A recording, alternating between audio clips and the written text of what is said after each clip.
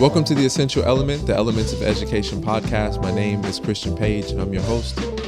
Grateful that you are tuning in with us today. You could have been anywhere else in the world, but you chose to be here. Today, we have a great conversation with my friend Liz Minks. Liz is one of the co-directors at SAMI, and she talked to us not just about the tactics or the strategies in education, but the overall picture of why public education exists and its essential nature for democracy to exist as well. So we talk about education, its relationship to the world that we live in. And without further ado, here's our conversation with Liz Minks. Our school, we really believe in relationships, and that is emphasized through mentor group. And so I wholeheartedly believe in that. What do they need? I have to be able to answer that question. And that takes a little bit of time. The biggest teacher, I think, is failure. The brain works in failure. And those failures are actually synapses rewiring themselves in your brain. And think about where you want to be. Because when you find your place, you find your people. And our purpose is attached to people. You know, when there's a phenomenal teacher, when there's a phenomenal educator, when there's a phenomenal mentor, one of the mistakes that we make is we make it look too easy.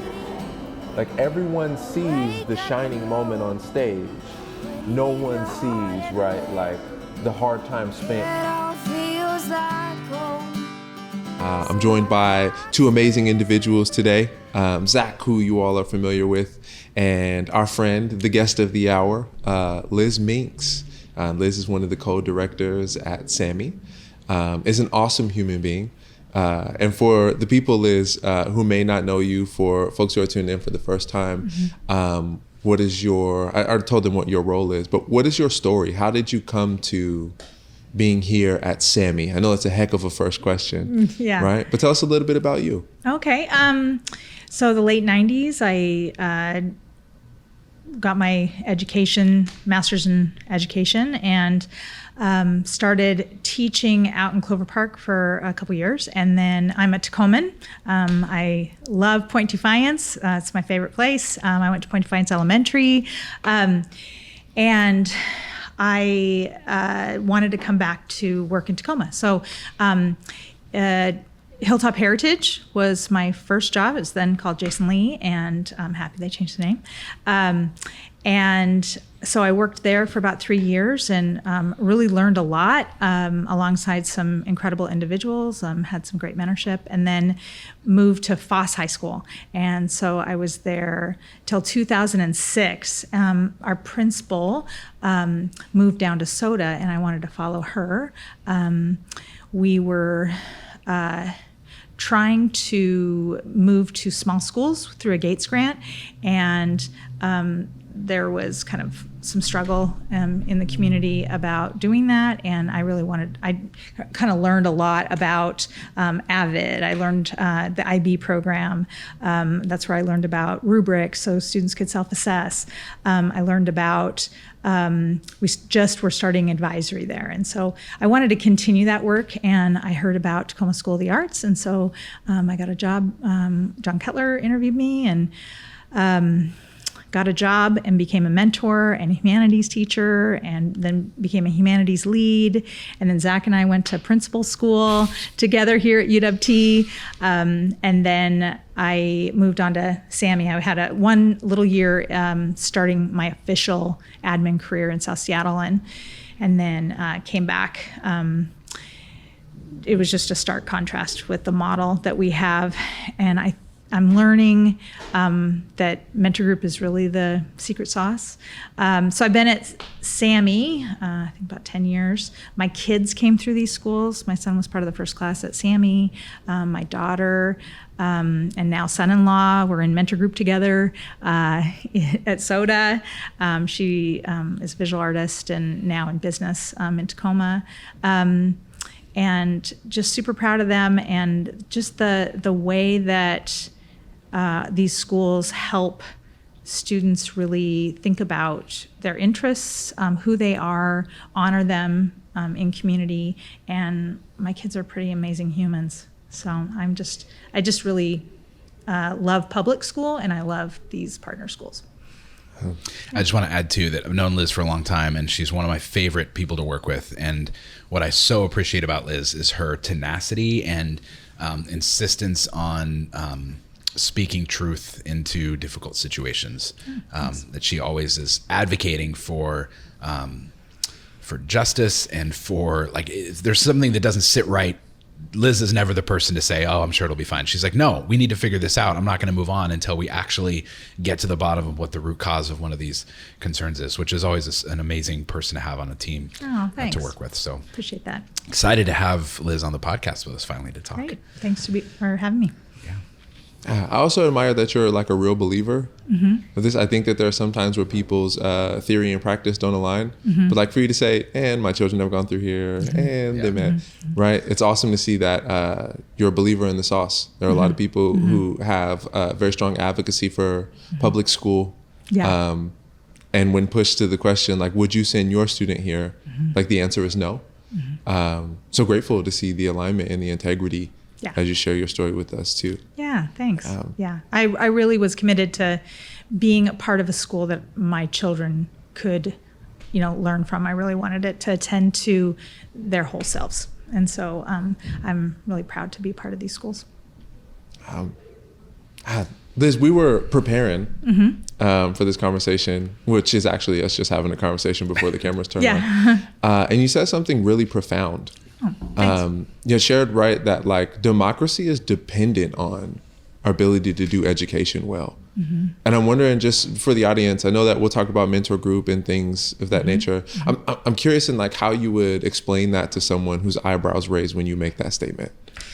Well, I think that if we can't help people bridge the gap and see that we have more in common as humans than we have differences, and if we can't help people empathize with other people's point of view, I think that's a skill, and I don't think you're just born with it. I think we have to teach it.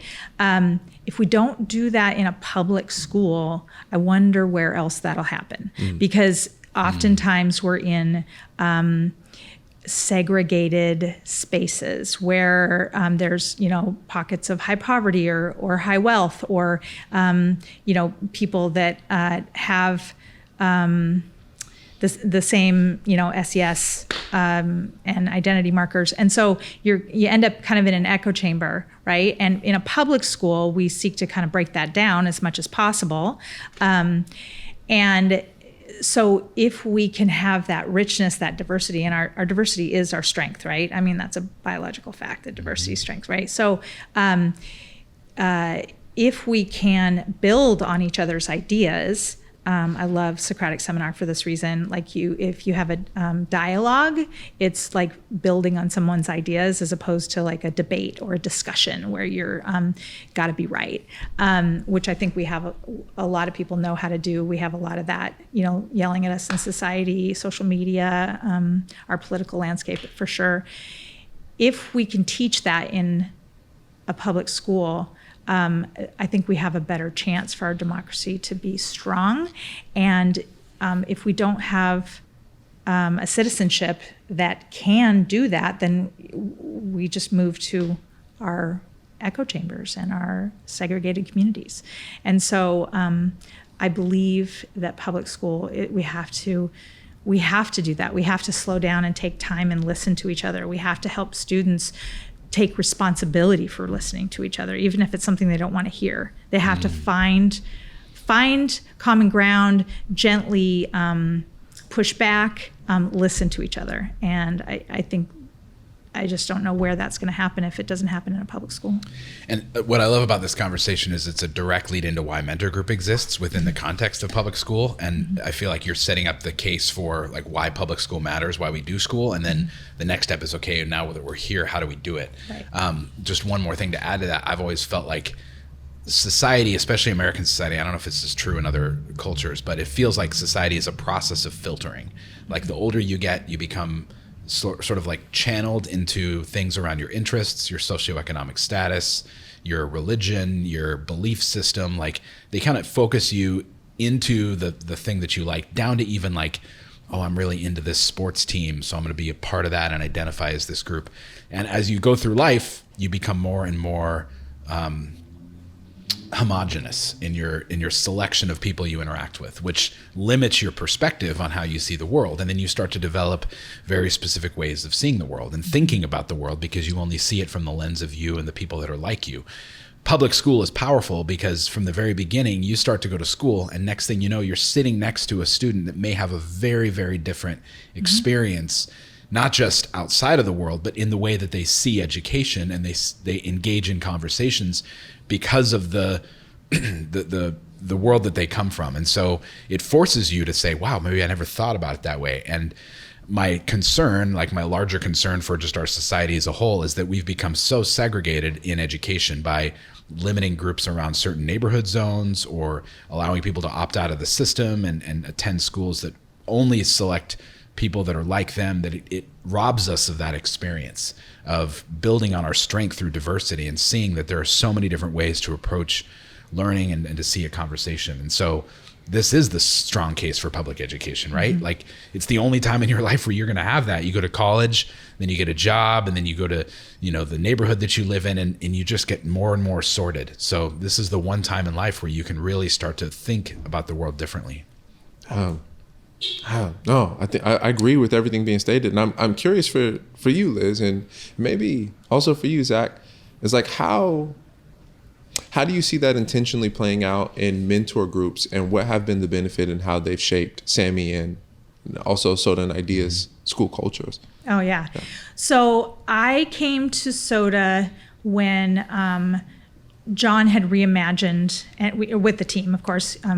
It's a team process, mentor group, and it was mentor project group. And so I had a mentor project group. So at SOTA, we called it MPG, still do. And then at SAMI, there was an intentional focus on just the mentor piece of it. So it's called mentor group at SAMI. And I came in from, I was taught in a very traditional way. I think my program was, like there weren't standards. We had ELers you could drive a truck through. It wasn't really robust like it is now. I think education has come a long way. I'm so happy about that. Our district has priority standards. So we focused on a project, and I was really focused on the project, and the relationship was secondary to that. And I had to learn over time that it was my responsibility for these students over 3 years at the time, because we didn't accept freshmen. Over 3 years, I needed to get to know who they were, what was interesting to them, what were the pieces of their whole self that they were bringing to our little mentor group. And we had mentor group all day, and if they didn't want to be there, it was my responsibility to find out why. And the nice thing about these affinity schools, in terms of like Tacoma School of the Arts, sitting next to multi-million-dollar resources of the museums and the theaters, and then SAMI, of course, is out, on the zoo. Ideas bringing in people in the community, and amazing partnerships. So the students hopefully are coming for art at that time, and they're coming from all over the city. So it was my responsibility to know them, help them empathize with each other, develop activities where they could build on each other's ideas, and if we're doing a project, how we all have strengths and challenges to make that project work. And then you fast forward to SAMI, and with mentor group, I feel like those relationships, and then this is over 4 years, is just wonderful to see how the mentors help their mentees grow over 4 years, and then culminating in that senior breakfast, which I think is even more important than the graduation, where every senior is talked about and beloved, and their strengths and their hopes for the future are talked about by this mentor. I feel like us creating this framework has really strengthened our mission and vision, because if you think about it, we were doing this all along. It was the secret sauce, but we maybe didn't understand all the ingredients. super well, and now we're clarifying that. So like helping a student discover themselves and who they are, and show up to their community spaces and be honored for exactly who they are, their strengths and challenges, what they love, what they don't love, and then helping them develop those strengths, have an appreciative, strengths-based approach. That's incredible for the whole organization to have like this appreciative mindset, because oftentimes in education across the United States, we have kind of a deficit model of like, you didn't pass this minimum proficiency exam, you didn't, graduate even from high school, like those kinds of things don't really tell the whole story, who this person is and what they need. And then helping them to engage in the community, whether that's engaging in the mentor group because maybe they have anxiety and they want to just lead one little piece of it, or if they're taking on co-teaching a class with a teacher, or the traditional ASB roles, or the diversity aspects of our school in terms of clubs and cultural showcases. And then of course that the whole point of school, right, is to help kids to navigate their future so they feel confident, excited about their next steps, instead of just like checking off this box and then, okay, now I can figure it out. Like especially on the college dime, walking out with so much debt and you're figuring it out then. Like we have internship, and then the mentor's that person along the way, and they have 25 kids across 4 years. This multi-age experience, I think, is critical. And I talked to my daughter, my son-in-law, my son, their friends, from SOTA especially, and they feel blessed. They feel blessed that they landed in a mentor group, their mentor group, and got to know the people that are their lifelong friends and who believe in them.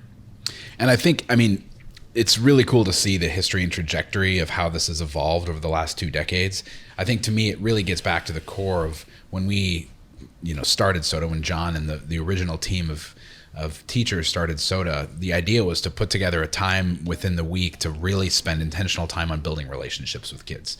And I think educators know that this is necessary. We try to fit it into boxes and try to assign roles of like, well, your job is to build relationships and to help kids figure out who they are. You're the guidance counselor, and we're going to fund your position at 400 some to 1 for the state. And so if you're at a comprehensive high school, you've got 1,600 kids, maybe you have 4 or 5 counselors, and they get maybe 1 or 2 meetings with every kid, if at best, the entire year.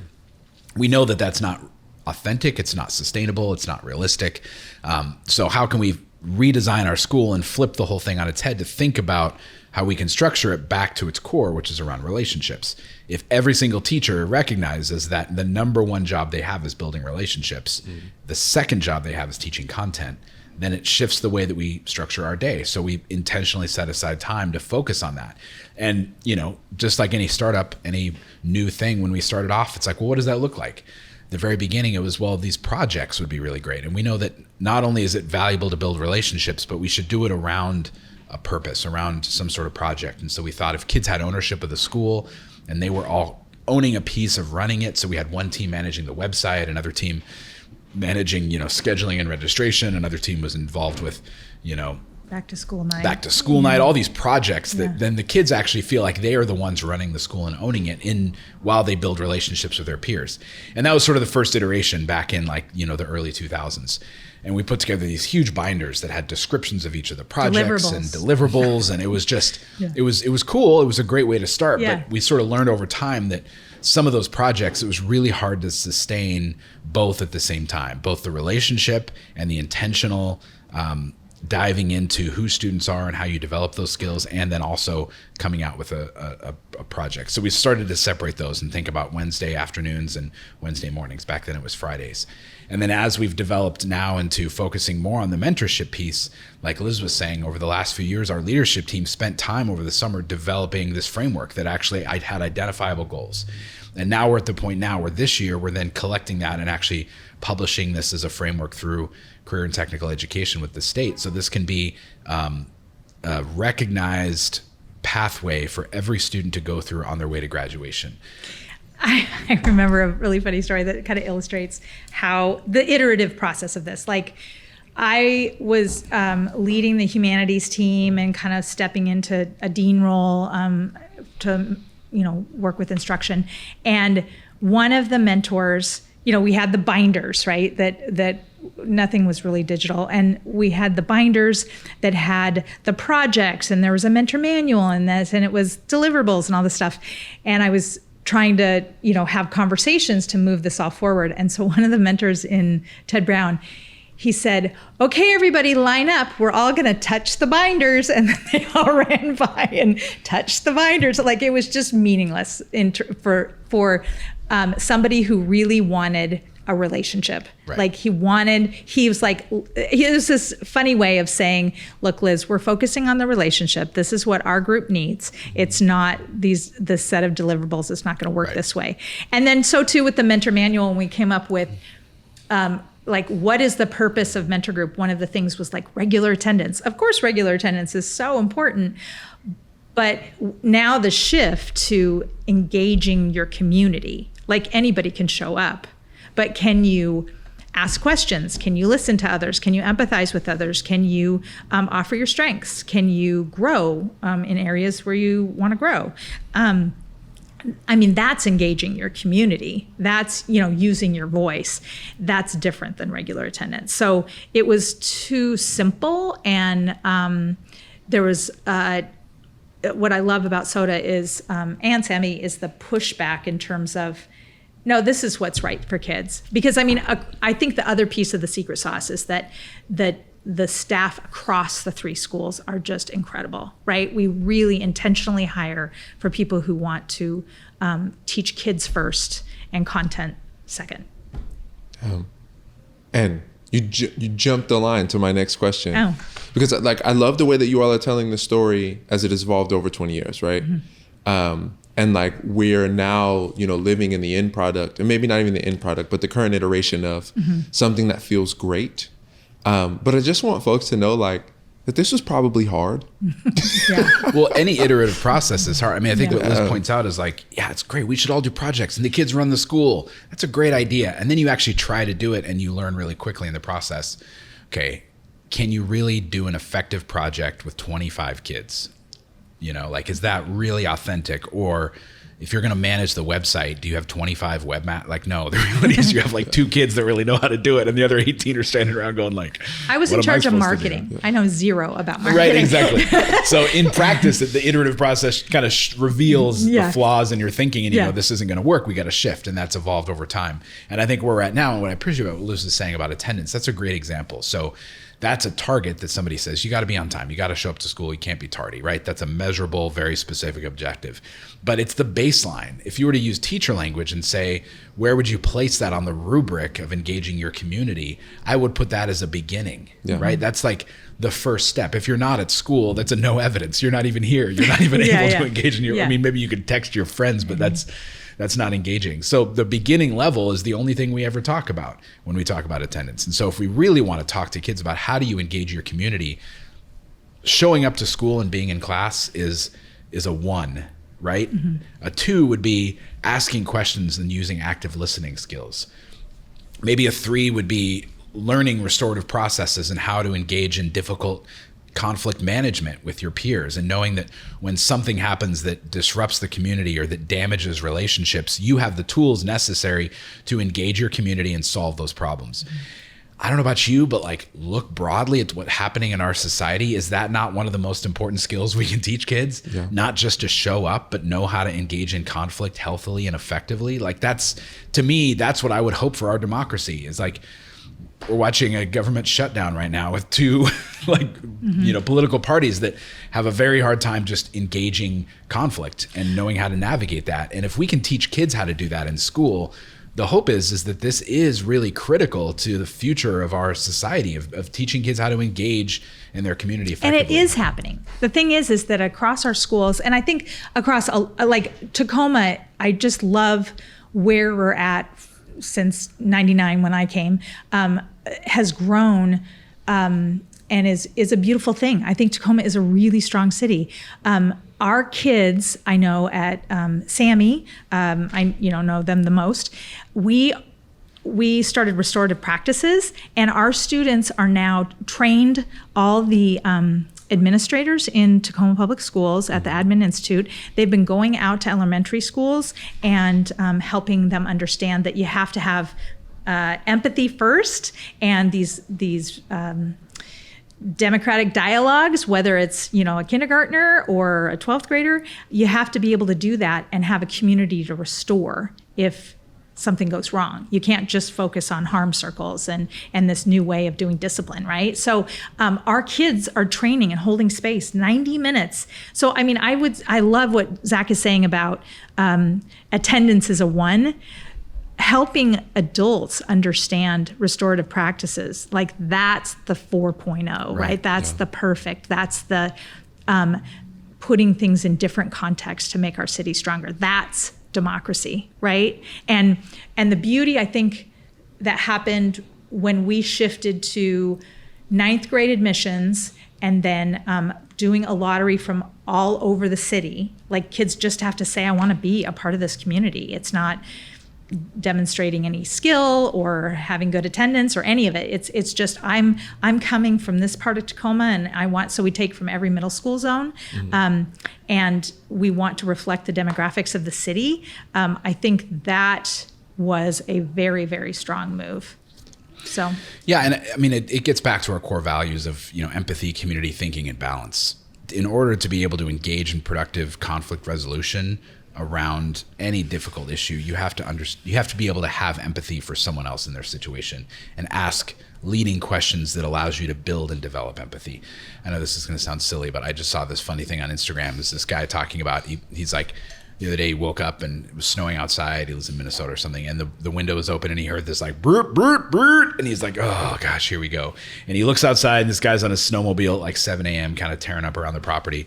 And he's like, so you have 2 choices when this happens. You can either, 1, get upset, call the police, blah, blah, blah. Or you can 2, recognize that like, this guy's working hard. He's a landscaper. I know that he's all summer long, like toiling in the sun. Am I going to let this guy have a day to like ride around on his snowmobile on his property and like enjoy life a little bit? Like, I'm going to bring him a cup of hot cocoa and say, have a blast out there, man. Like, those are the kind of interactions in our neighborhoods and communities we hope people would have, to have empathy for someone else, knowing their story, knowing that maybe what you think they're doing is not to offend you, but it's to enjoy their life a little bit because they've worked really hard, and you can identify with that and have empathy for that. Oh. That guy showed empathy. And if we can teach our kids to do that in the world, I think we'll produce a society that has a lot better chance at resolving the more difficult problems, besides like whether or not to drive your snowmobile at 7 o'clock in the morning.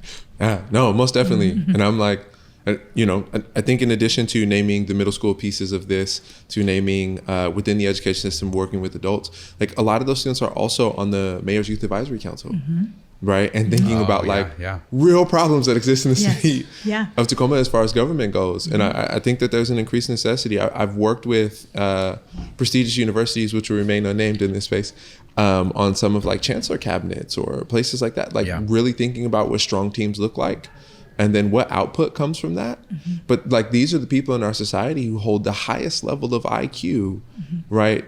Attempting to have an EQ discussion that doesn't work for them. Yeah.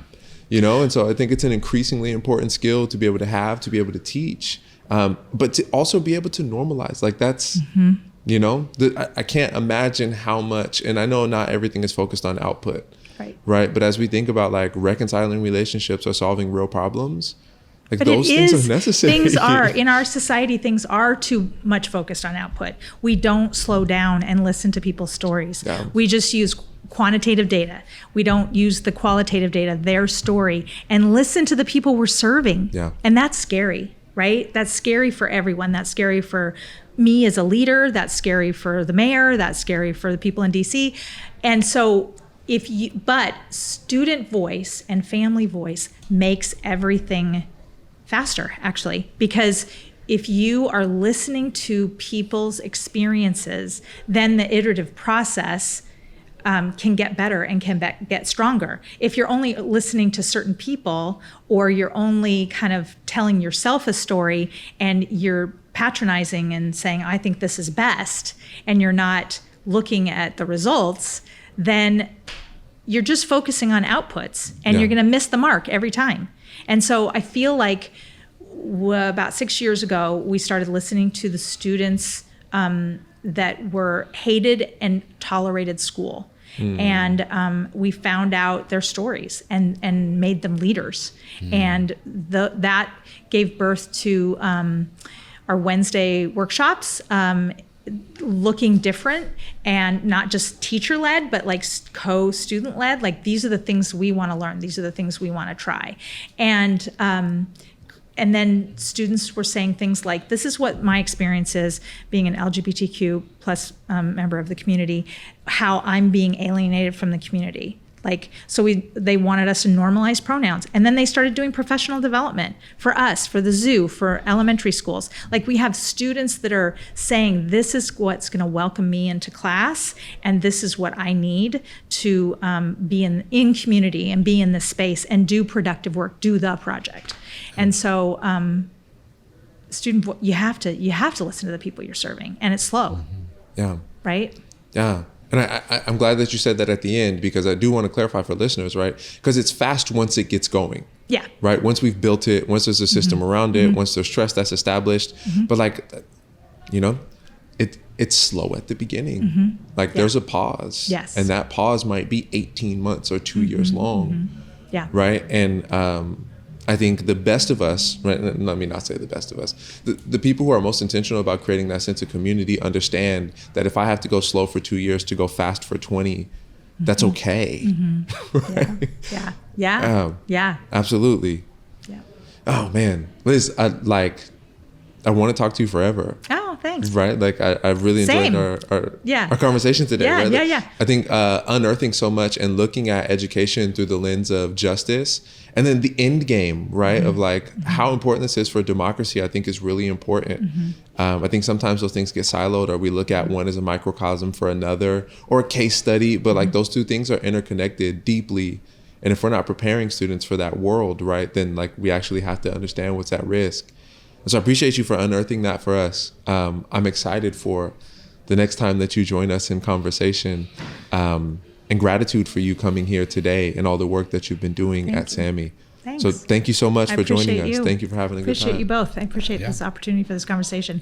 I think I do want to just give a shout out to our mentors across the partner schools and any of the schools in Tacoma that are, thinking about going deeper with advisory. I